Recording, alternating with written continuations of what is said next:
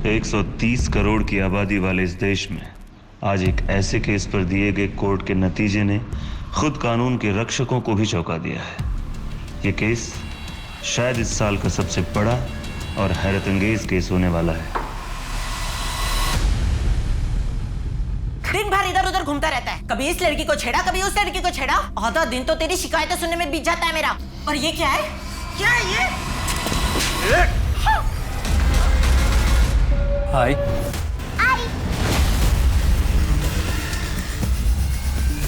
आई उठो ना। भाऊ बोलो नाई को क्या हुआ? भाऊ बोलो नाई को क्या हुआ? भाऊ बोलो ना। हाय, फिसल के गिर गई।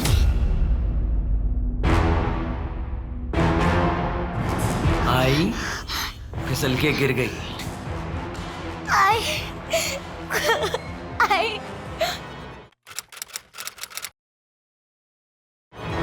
हेलो बच्चों।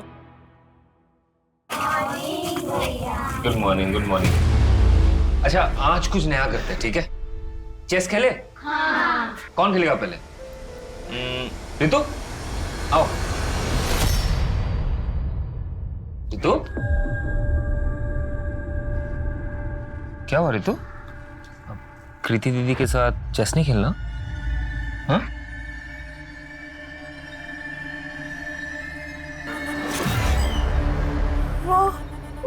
वो खाना बनाते टाइम रितु के हाथ में जो चोट लगी है ना कृति, मैं कह रहा हूँ उसका भाई उसके साथ घर पे जरूर मारपीट करता होगा। जब से उसकी मम्मी की मौत हुई है ना, वो क्लास में अजीब बिहेव करने लगी। काश मैं उसकी मदद कर सकता। मदद ही तो कर रहे हैं ना आप। अपना एनजीओ में उसे पढ़ा लिखा कर उसके पैरों पे खड़े होने में हेल्प ही तो कर रहे हैं। ऐसे नहीं, ऐसा कुछ जिससे मैं उसे उस नर्क से निकाल सकूं। कोई भी लड़की डोमेस्टिक वायलेंस डिजर्व नहीं करती। उसे इंडिपेंडेंट होना चाहिए। इंडिपेंडेंस से याद आया, गाड़ी चलाना सीख लो। मुझे गाड़ी चलाने भी आती है और मैं चलाती भी हूँ। वो बस ये नैरो लेन्स और भीड़ भाड़ वाली जगह में नहीं चलती मुझसे। भीड़ भाड़ में चलाओ, कॉन्फिडेंस बढ़ाओ अपना, ठीक है? बाकी मैं तो हुई। ठीक है।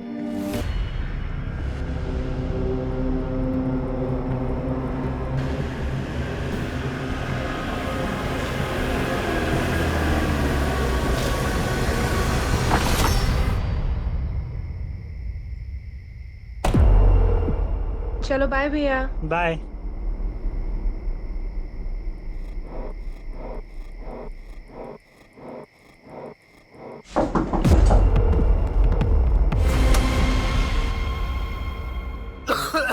अरे मेरी सांस ही नहीं चल रही है।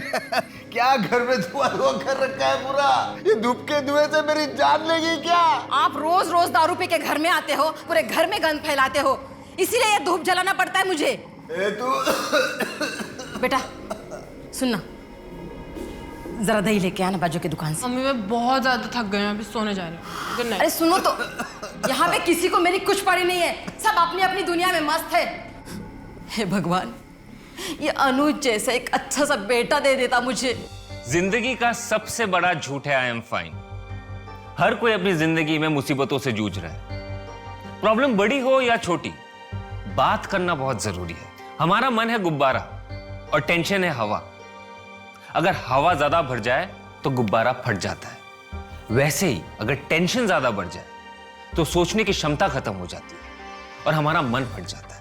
दोस्तों, अगर कभी भी आप अपने आप को अकेला महसूस करते हैं तो मैं आपका दोस्त अनुज आपके साथ हूं। मुझे कांटेक्ट करने के लिए मेरे सोशल मीडिया हैंडल पर कांटेक्ट करें। लिंक और डिटेल्स नीचे हैं। आप मुझे ईमेल भी कर सकते हैं, उसका भी डिटेल्स नीचे। आज के लिए मैं आपका दोस्त अनुज आपसे विदा लेता हूं। Take care. ठीक है ना? हाँ बढ़िया। यार भूख लगी है, कुछ खा के आए? अच्छा लता, मैं चलता हूँ।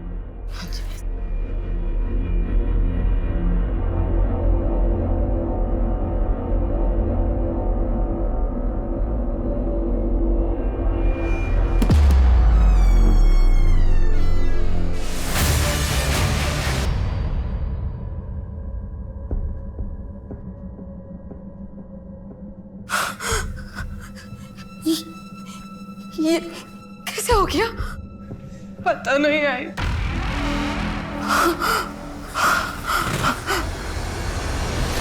सर गैस खत्म हो गया था, बाबा भी घर पे नहीं थे। मैंने भैया को कॉल करके बुला लिया। ये रहा सिलेंडर, देखिए ना इसका पाइप फिट नहीं हो रहा मुझसे। चलो अभी कर देता हूँ। हाँ आप कीजिए ना, मैं फ्रेश होके आती हूँ। ठीक है। और थोड़ी देर में मुझे सामान गिरने की आवाज आई।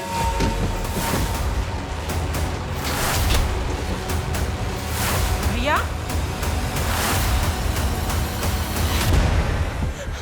भैया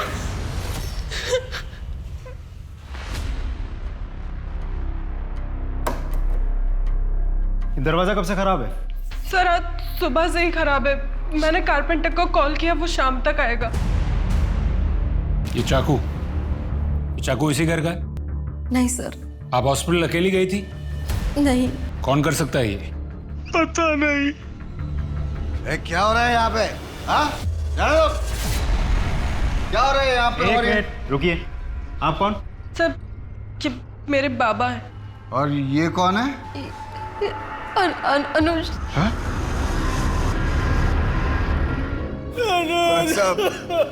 कहाँ से आ रहे आप? वो क्या बोलते हैं, वो बाजार से आ रहा हूँ मैं। वॉचमैन, वॉचमैन, एक्सक्यूज मी, आपको पता है ये वॉचमैन कहाँ होगा? अरे ये राम सिंह पता नहीं कहाँ गया। इसका नंबर मिल सकता? हाँ जी हाँ जी।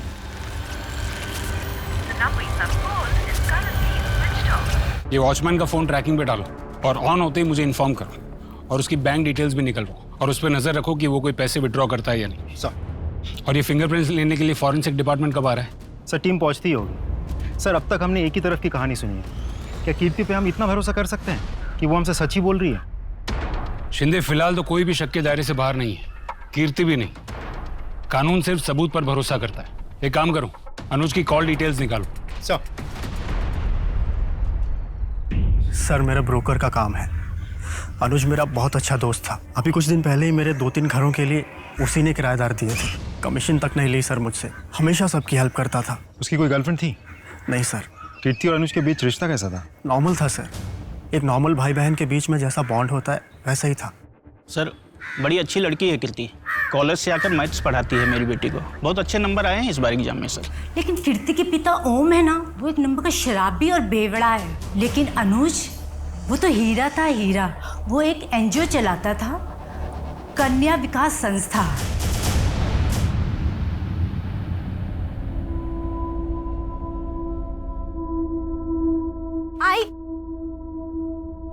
आई शाह क्या हुआ बेटा, क्यों रो रही है ऐसे? आई मुझे आपके साथ आना है। कल से तेरे एग्जाम है ना, 3 दिन की तो बात है। जैसे ही तेरे मामा की शादी होगी ना, मैं नागपुर से वापस मुंबई आ जाऊंगी। नहीं आई, मुझे भी आना है आपके साथ, मुझे अकेले नहीं रहना। अरे बाबा अकेले कहाँ है, बाबा है ना यहाँ तेरे साथ। सुन, जाने दे आई को, अच्छा है, कोई डांटने वाला नहीं है। हम लोग बहुत मस्ती करेंगे, खेलेंगे, आइसक्रीम खाएंगे, है ना? और मैं जल्दी आ जाऊंगी, 3 दिन की बात है, ठीक है? आप ध्यान रखो है इसका। चलती हूँ। चलिए भैया, बाय। सुन, 2-3 दिन की बात है और मैं हूं ना तेरे साथ, तेरा बाबा।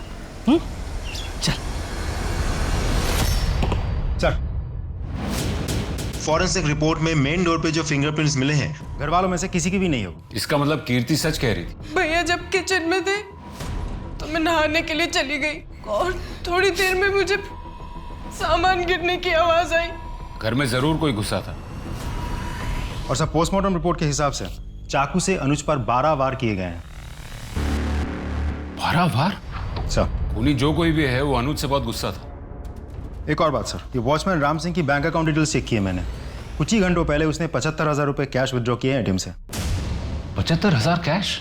सर इतने रुपयों की उसे क्या जरूरत आ पड़ी?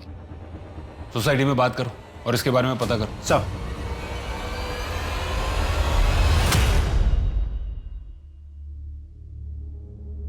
ताऊ जी, खाना।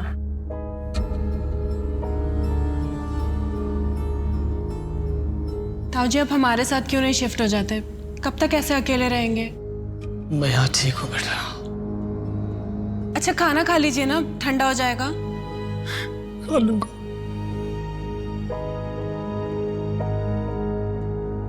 अनुज के साथ किसने किया होगा ये सब?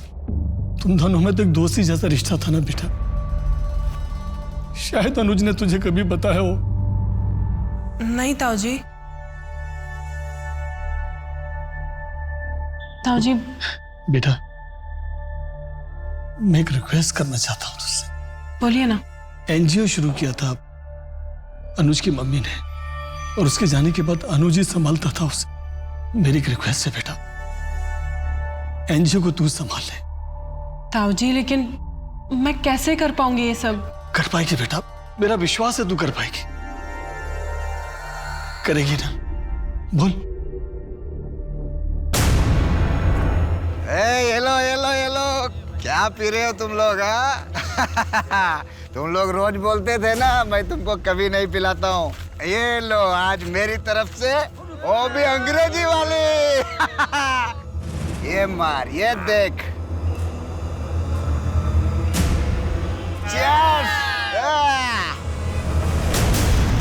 इन बच्चों को बचाने के चक्कर में कभी किसी के साथ कोई झगड़ा या फिर अनुज का कोई दुश्मन?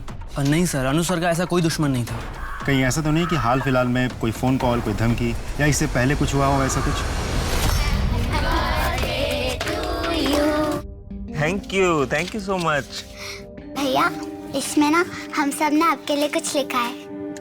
ये ना मेरा बर्थडे का बेस्ट गिफ्ट है। Happy birthday to you. Thank you so much. Sir thank you तो मैं आपसे कहना चाहती हूँ, इन बच्चों के फ्यूचर के लिए कितना कुछ कर रहे हैं आप। सर अनुज सर का कौन दुश्मन हो सकता है? उन्होंने तो सबके लिए अच्छा ही किया है, कभी किसी के लिए बुरा नहीं किया। सर ऐसे तो उनका कभी किसी के साथ झगड़ा नहीं हुआ, पर कुछ दिन पहले क्या सर, अनुज सर के सोशल मीडिया पर बहुत सारे फॉलोअर्स हैं। वो मोटिवेशनल वीडियोस बनाते हैं ना, तो अक्सर लोग ऑफिस में उनसे मिलने आया करते। उस दिन भी आपकी वीडियोस ने तो मेरी जिंदगी ही बदल दी है। मुझे अपनी लाइफ के बारे में सोचने की इंस्पिरेशन आपके वीडियोस देखकर ही मिलती है। और फिर मुझे लगा कि मैं तो अपने पति से प्यार ही नहीं करती। क्या है ना, अरेंज मैरिज में प्यार होने के लिए थोड़ा सा वक्त लगता है। नहीं ऐसा नहीं है, मैं तो उनसे डिवोर्स ले रही हूँ। अगर आप 100% श्योर है इस चीज़ को लेके, मतलब डिवोर्स को लेके, तो फिर आपको वही करना चाहिए जो आपको ठीक लगे। ये आपकी ज़िंदगी है। ये आपके लिए। अपने दर्शकों से मैं यूजुअली गिफ्ट एक्सेप्ट नहीं करता हूँ, आई एम सॉरी। मैं सिर्फ आपकी दर्शक थोड़ी ना हूँ, हमारे बीच तो एक अलग सा कनेक्शन है, दोस्ती का, या फिर उससे भी कहीं ज्यादा। ठीक है, मैं ये अपने एनजीओ के बच्चों में बांट दूंगा। Thank you. फिर मैं आपको नेक्स्ट टाइम कुछ ऐसा गिफ्ट दूंगी कि आप किसी और के साथ शेयर नहीं कर पाएंगे। 2 दिन के लिए मेरे पति बाहर जा रहे हैं, हम डिनर पर चले? देखिए ये सही नहीं हो रहा, आप शादीशुदा है, ये सब आपको शोभा नहीं देता। पर मैं सर आपको वो मीटिंग के लिए जाना था ना? हाँ। बाय। उस दिन के बाद भी उस लड़की ने सर को बार बार कॉल करके परेशान कर दिया। अनुज सर के लगातार मना करने के बाद भी उस लड़की ने सर के साथ कॉल पर गाली गलौज तक की।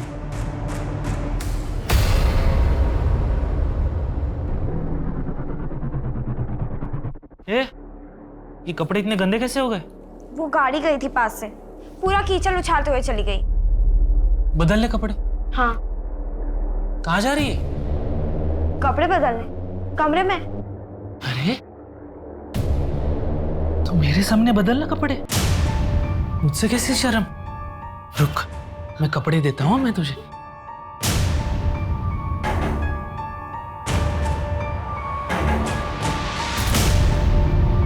ये ले, बदलने मेरे सामने। बदल कपड़े, मैं बदलता हूँ।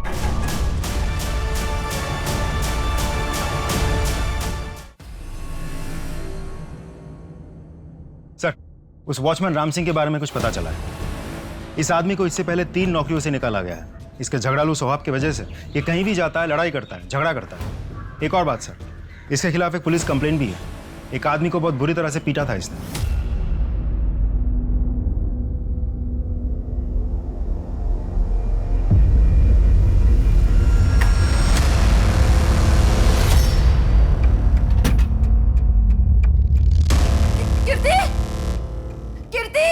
कीर्ति जल्दी आ। कीर्ति,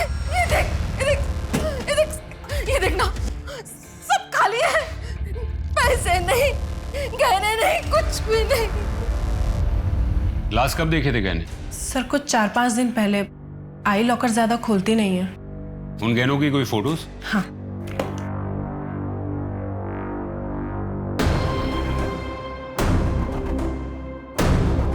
सर ठीक है, आप लोग जा सकते हैं, हम इसके बारे में पता करते हैं। जी। सर गहनों का गायब होना और अनुज के मर्डर के बीच कोई कनेक्शन तो नहीं है? हो सकता है शिंदे, एक काम करो, ये फोटोज आसपास की दुकानों में सर्कुलेट करो और उनसे कहो कि ये गहने अगर कोई बेचने आया है या आता है तो हमें तुरंत इन्फॉर्म करें। Right sir. मैं आपको बता नहीं सकता हूँ मुझे कितनी खुशी हो रही है आपको एनजीओ ज्वाइन करते हुए देखकर। मनु एक बात बताओगे? ये डोमेस्टिक वायलेंस और अब्यूज से रेस्क्यू किए गए बच्चों को कहाँ लेकर जाया जाता है? उन्हें तो हम लड़कियों के शेल्टर होम्स में ही रखते हैं और वो हमारे एनजीओ के ही अंडर आते हैं।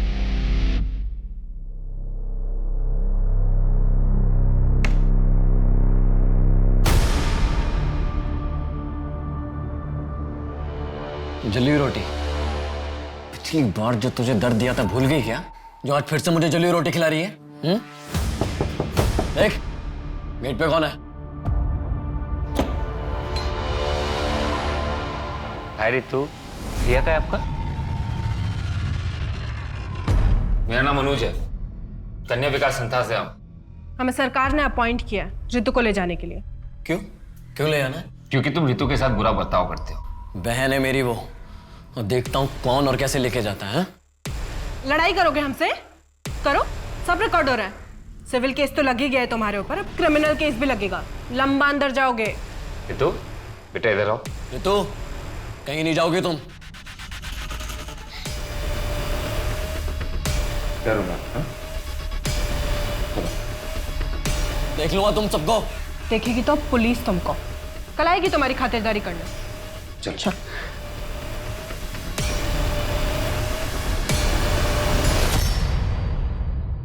और ये शेल्टर होम्स कहाँ पर है? एक तो कोथरूड में है, दूसरा दापोली में।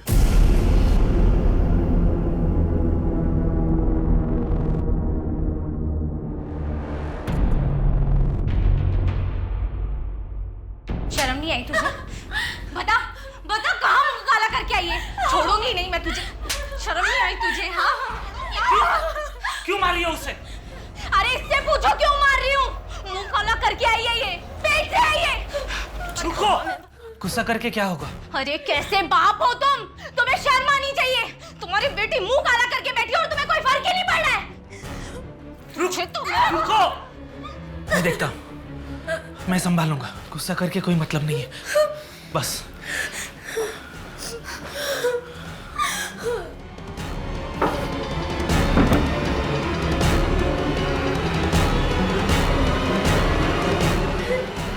बेटा,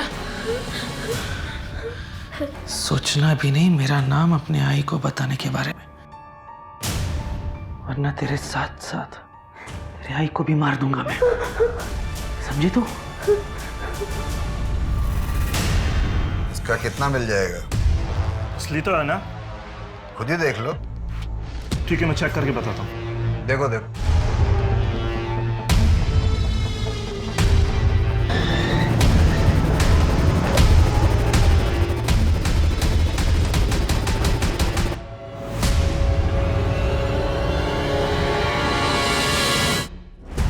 कई घर में चोरी क्यों की तूने?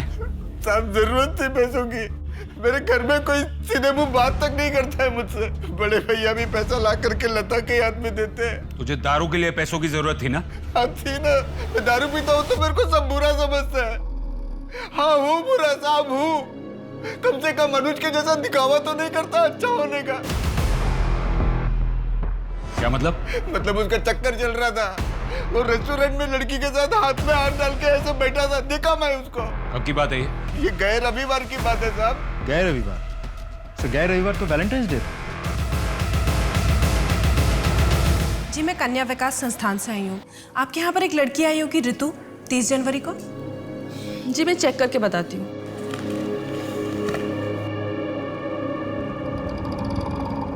नहीं, ऋतु नाम की तो कोई लड़की नहीं आई है। शायद कोटहुड वाले शेल्टर होम ले गए हों। नहीं, वहाँ तो मैं पहले ही देख कर आई हूँ, वहाँ तो नहीं है। कहाँ गई होगी? 14 फरवरी का सीसीटीवी फुटेज दिखाओ। जी सर।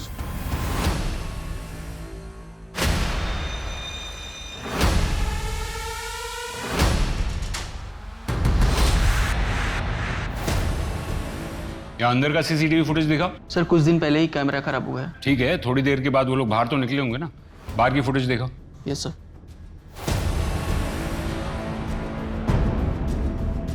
रुको रुको रुको। तो ये फुटेज क्लियर नहीं है, जिसकी वजह से गाड़ी का नंबर नहीं दिख रहा। एक काम करो, इस फुटेज की क्वालिटी ठीक करने के लिए आईटी टीम को भेजो। इस लड़की का पता लगना बहुत जरूरी है। सब आगे चलो।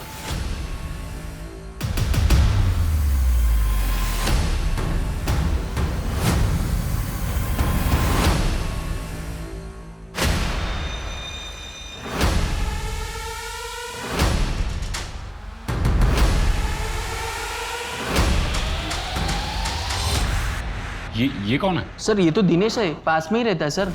देखो, प्यार से पूछ रहे हैं तो बता दो, क्या हुआ था तुम्हारे और अनुज के बीच? क्या हुआ? कुछ नहीं हुआ तृप्ति, वो इंस्पेक्टर साहब को कुछ गलतफहमी हो गई थी। तृप्ति? हाँ। क्या तुम वही तृप्ति हो जो अनुज के ऑफिस उससे मिलने आई थी? तुम उससे मिलने गई थी? हाँ तो क्या? वैसे भी मैं तुमसे डिवोर्स ले रही हूँ। सर इसीलिए गया था मैं उस अनुज के पास। सर उसने मेरी शादीशुदा जिंदगी को तबाह कर रखा है और उसी की वजह से ये मुझसे तलाक तक ले रही है। और इसीलिए तुम झगड़ने वहां पहुंचे थे? सर मैं परेशान हो चुकी हूँ इस आदमी से। अनुज ने पुलिस कंप्लेंट की है ना इसकी। अच्छा किया, ले जाइए इसे, डाल दीजिए जेल में। जेल में कोई ना कोई जाएगा, ये बात तो पक्की है, क्योंकि अनुज का मर्डर हो चुका है।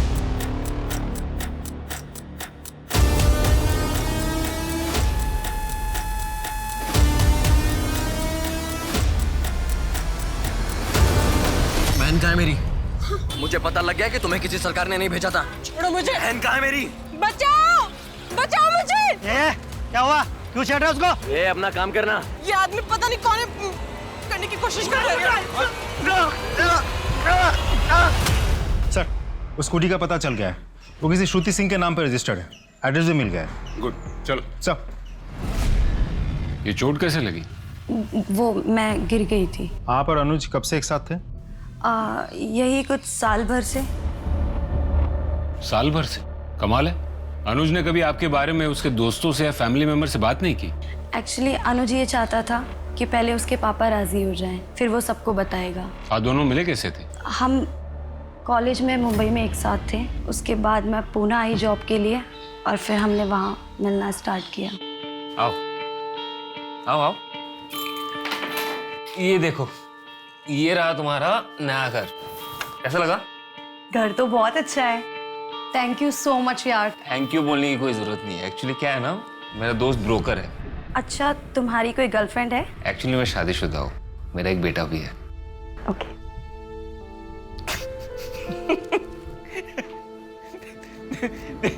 जैसे कॉलेज में थी ना, अभी भी वैसी हो।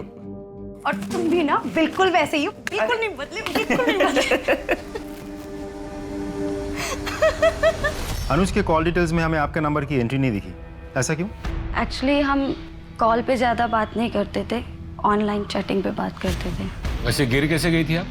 वो मैं जॉगिंग करते वक्त। सर बहुत ही अजीब रिश्ता था दोनों के बीच, फोन पे एक दूसरे के साथ बात नहीं करते थे। 1 साल से एक साथ है, किसी को भनक तक नहीं लगी इस बात की। हाँ, अजीब तो है। सर, वॉचमैन राम सिंह ने छपरा के एटीएम से पैसे विथड्रॉ किए। छपरा में ही उसका परमानेंट एड्रेस भी है। बिहार पुलिस से कांटेक्ट करो और उनसे कहो कि उस लोकेशन पे रेड करें। Right sir.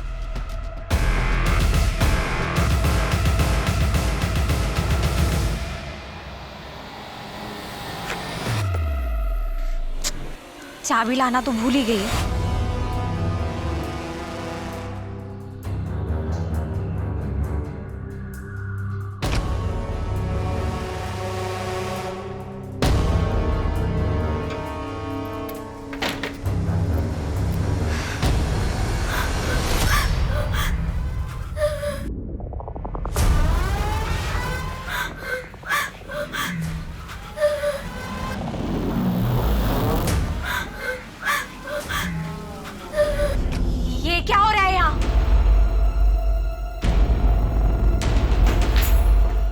ये क्या कर रहे थे तुम?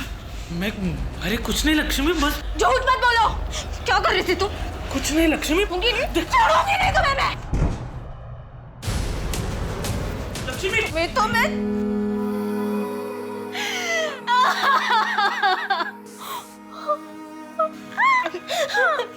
मुझे माफ कर दे बेटा, तेरे साथ इतना सब होता है और मैं कुछ नहीं आई। आपकी कोई गलती।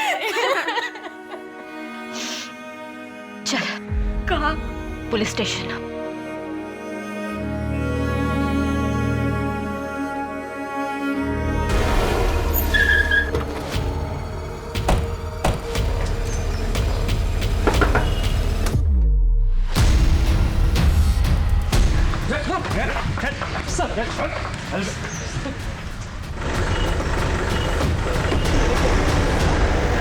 सच बोल, सच बोल। साहब, हमने अनुज बाबा को नहीं मारा था, वो अच्छे आदमी थे, उनको मारकर भला हमको काम मिलेगा साहब। पुलिस से भाग क्यों रहा था? क्यों भाग रहा था? गरीब आदमी उठ डर गया था। पहले ही बिहार में एक केस चल रहा था हम पर, और पुणे में भी केस हो जाता तो हमको काम नहीं मिलता साहब। तूने खून किया ही नहीं तो खून होने के तुरंत बाद ही क्यों भागा तू? खबर फैलने से पहले तुझे पता चल गया कि मर्डर हुआ है। कैसे? तूने किया ही नहीं तो तुझे कैसे पता?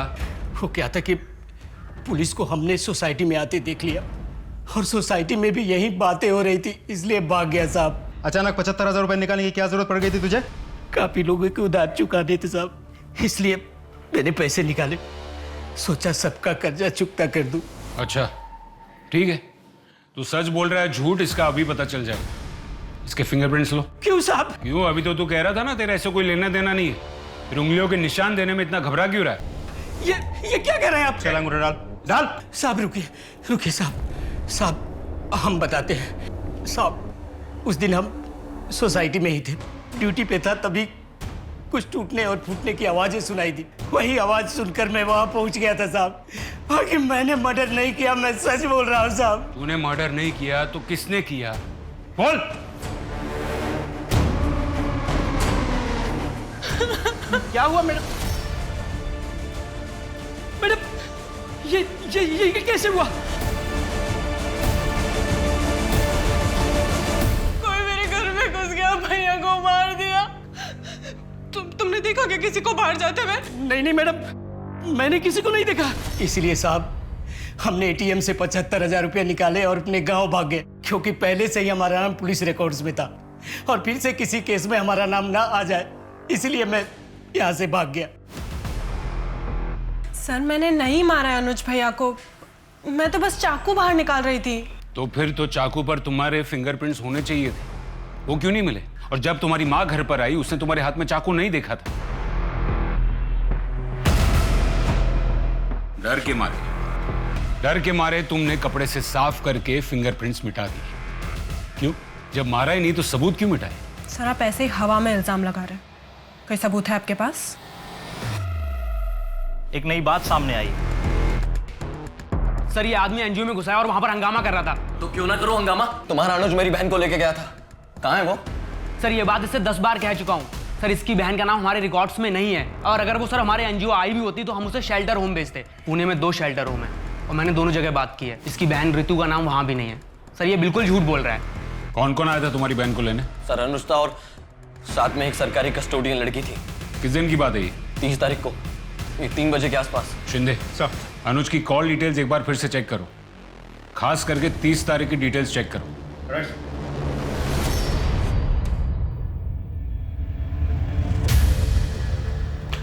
अनुज की कॉल डिटेल से हमें पता चलता है कि 30 तारीख को दोपहर 3:30 बजे के आसपास तुम्हारी उसके साथ बात हुई थी। क्या बात हुई थी? काफ़ी पुरानी बात है सर, मुझे ठीक से याद नहीं है। हम याद दिलाते हैं। किसी लड़की के बारे में बात हुई थी तुम्हारी? लड़की? हाँ सर, याद आया। मेरे पास काफ़ी खाली घरों की चाबियाँ पड़ी रहती हैं। उस दिन अनुज ने भी मुझसे एक घर की चाबी ली थी। हाँ हेलो पंकज, ये अंबिका नगर वाले घर की चाबी मिलेगी क्या? क्यों, पार्टी करनी है क्या तुझे वहाँ पे? अरे नहीं यार, कोई पार्टी वार्टी नहीं करना है, बस तू चाबी दे दे मुझे। अच्छा बच्चू, लड़की का चक्कर है। चल वही सही, दे दे चाबी आप। लेकिन 1 घंटे में चाबी वापस कर दी थी सर उसने मुझे। 1 घंटा काफी होता है उस चाबी की कॉपी बनाने के लिए। कहाँ है वो घर?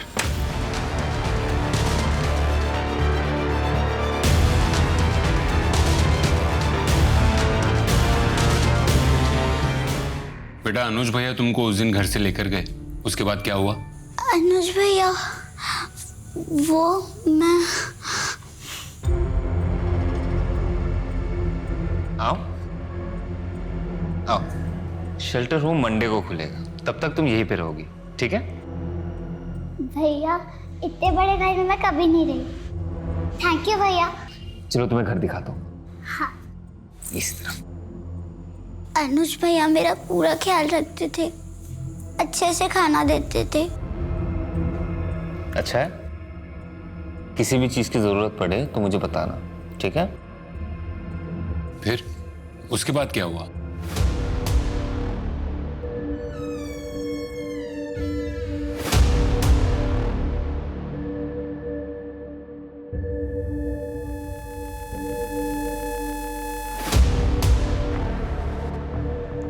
कौन है?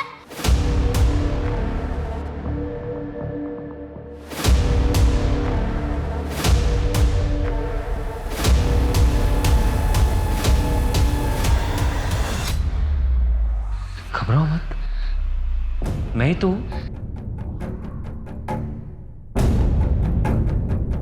मैंने तुम्हारे लिए इतना कुछ किया है, तुम मेरे लिए इतना तो कर ही सकती हो ना?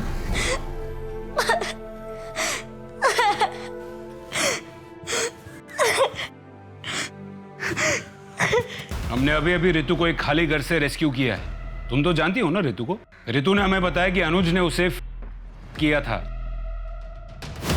तुम्हें कुछ कहना है इसके बारे में? क्या तुम इन सब में डायरेक्टली या इनडायरेक्टली इन्वॉल्व थी? तुम भी तो थी ना रितु को उसके भाई के घर से बाहर निकालने में। बताओ कीर्ति, तुमने अनुज का खून क्यों किया? सर आप अभी भी हवा में इल्जाम लगा रहे हैं।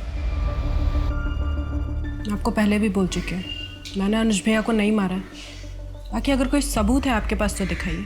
सबूत नहीं है, आई विटनेस है, जिसने तुम्हें मर्डर वेपन हाथ में पकड़े हुए देखा था और फिर तुमने उस वेपन पर से अपने फिंगरप्रिंट्स मिटा दिए।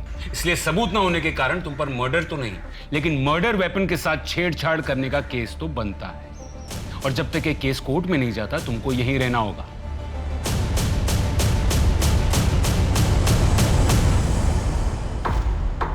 पुलिस ने एक लड़की को बचाया है जिसे अनुज चांदेकर ने बंदी बना कर रखा था। हो सकता है इसका इस केस से कोई वास्ता ना हो और ना ही मर्डर वेपन पर आपके फिंगरप्रिंट्स मिले हैं। लेकिन मिस कीर्ति चांदेकर, मर्डर वेपन हाथ में पकड़े हुए डेड बॉडी के पास आपको देखा है एक आई विटनेस ने। इस सफाई में आप कुछ कहना चाहेंगी? Not guilty. लेकिन उस दिन के बारे में मैं कुछ और बताना चाहती हूँ। बताइए उस दिन क्या हुआ था?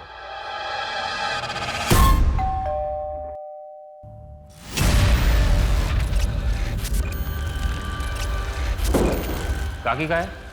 वो उनका डायलिसिस का दिन है ना आज, तो ताऊ जी के साथ ही गई है। ये रहा सिलेंडर, देखिए।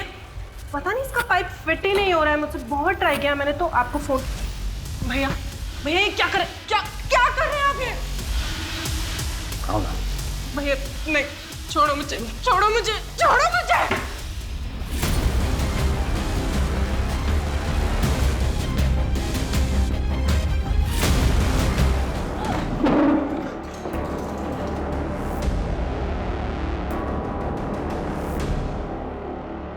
क्या हो गया तुझे? भाग क्यों रही है मुझसे?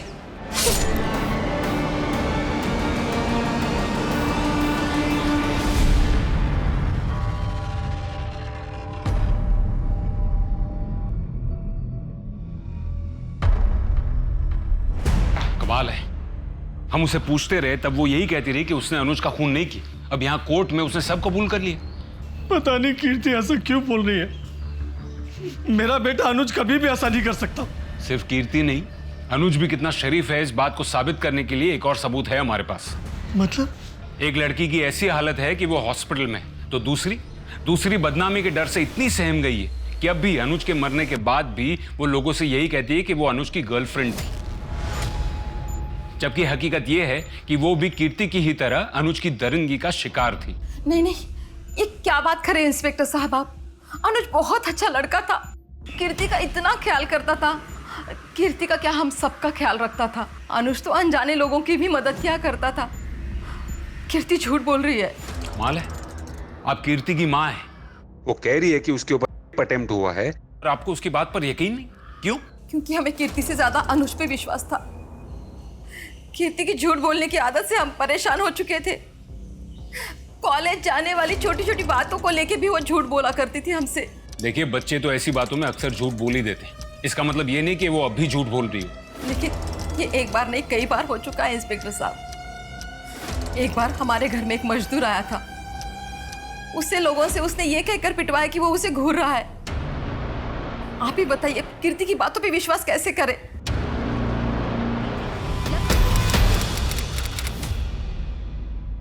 आप ये कह रहे हैं कि अनूप चांदेकर काफी सालों से आप पर करते आए हैं? जी सर। सर मैं 13 साल की थी, तब से वो ये सब करते आए मेरे साथ। मेरा 13th बर्थडे था, तब उन्होंने सबसे पहले। भैया हम कहाँ जा रहे हैं? भैया भैया रुको ना, कहाँ जा रहे हैं हम? बोलो ना।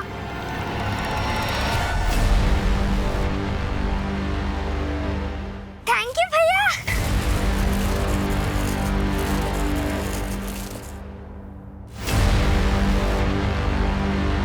बहुत सुंदर है। पहन के दिखा। घर पहुंच के। नहीं, अभी यही।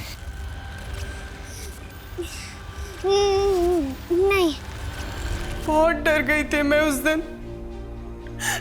अगले 4 साल तक वो बार बार में करते रहे।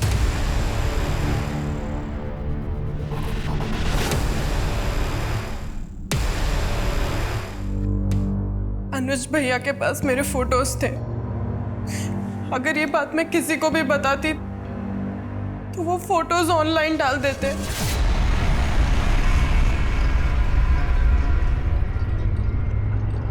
पुलिस के पास कोई सबूत है जिससे ये प्रूव हो सके कि ये एक्ट ऑफ सेल्फ डिफेंस नहीं, प्लान्ड मर्डर था? नहीं मिला। अभी कुछ ही समय पहले सेल्फ डिफेंस का ऐसा ही एक केस मुंबई में सामने आया था, जिसमें एक औरत ने अपने ही पति को मार दिया था जब उसने उसे खुद के बेटी के साथ करते हुए पकड़ लिया था। लेकिन सेक्शन 100 के तहत वो औरत बेगुनाह साबित हुई थी। यहाँ की सारी दलीलें सुनने के बाद एक्ट ऑफ सेल्फ डिफेंस के चलते सेक्शन 100 के तहत कोर्ट कीर्ति चांदेकर को बाइज्जत बरी करती है।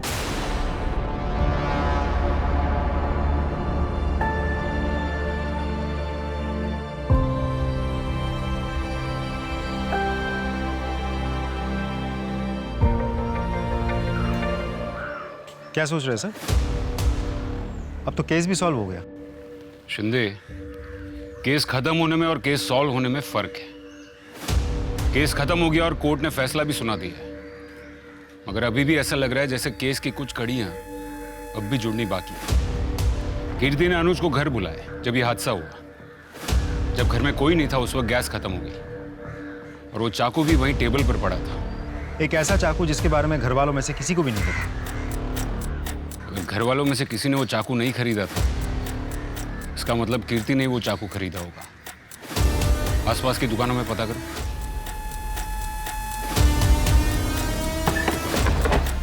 साहब कुछ याद नहीं, कौन और कब ले गया था? फोटो चेक कीजिए।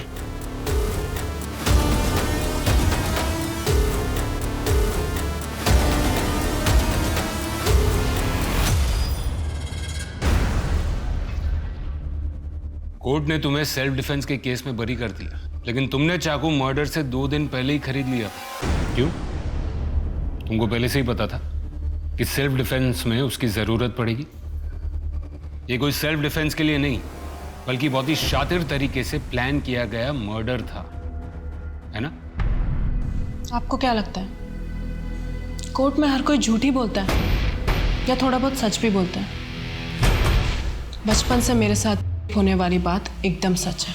मतलब तुमने जो भी किया वो बदले की भावना से किया। लेकिन एक बात समझ में नहीं आई, अगर तुमको अनुज को मारना ही था तो इतने सालों के बाद क्यों मारा? एक बात बताइए,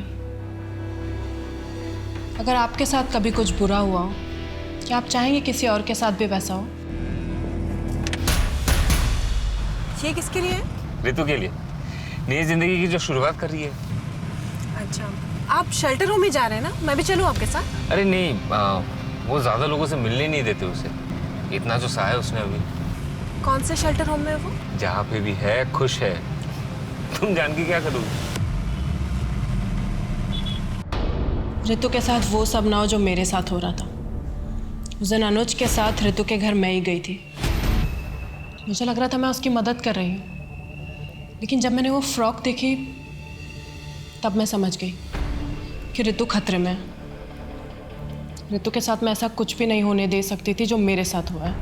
लेकिन एक बात तो तय है कि तुमने मर्डर किया है, एक प्लान्ड मर्डर।